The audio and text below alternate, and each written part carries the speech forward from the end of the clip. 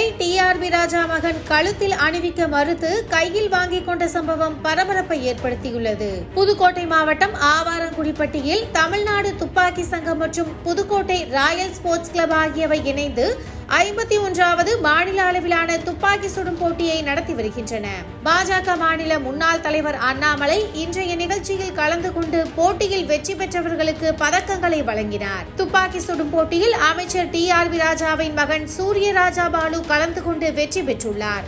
ஒவ்வொருவராக வந்து பதக்கத்தை வாங்கி சென்றுள்ளனர். அப்போது மேடைக்கு வந்த டிஆர்பி ராஜா மகனுக்கு அண்ணாமலை பதக்கத்தை கழுத்தில் அணிவிக்க வந்தார். அதனை வாங்க மறுத்த சூரியராஜா பாலு அண்ணாமலையிடமிருந்து அந்த பதக்கத்தை கையில் வாங்கிக் கொண்டதால் பரபரப்பு ஏற்பட்டது. இந்த வீடியோ சமூக வலைதளங்களில் வெளியாகி பாஜக மற்றும் கூட்டணி கட்சியினரின் விமர்சனத்தில் சிக்கியது. இந்த சம்பவம் தொடர்பாக அண்ணாமலையிடம் கேள்வி எழுப்பப்பட்டது. அதற்கு யார் கையில் பதக்கம் வாங்க வேண்டும், வாங்கக்கூடாது என்பதெல்லாம் அவரது விருப்பம். அவர் இந்த துறையில் சாதிக்க வேண்டும், நல்ல மனிதராக வர வேண்டும் என வாழ்த்துகிறேன் என தெரிவித்துள்ளார்.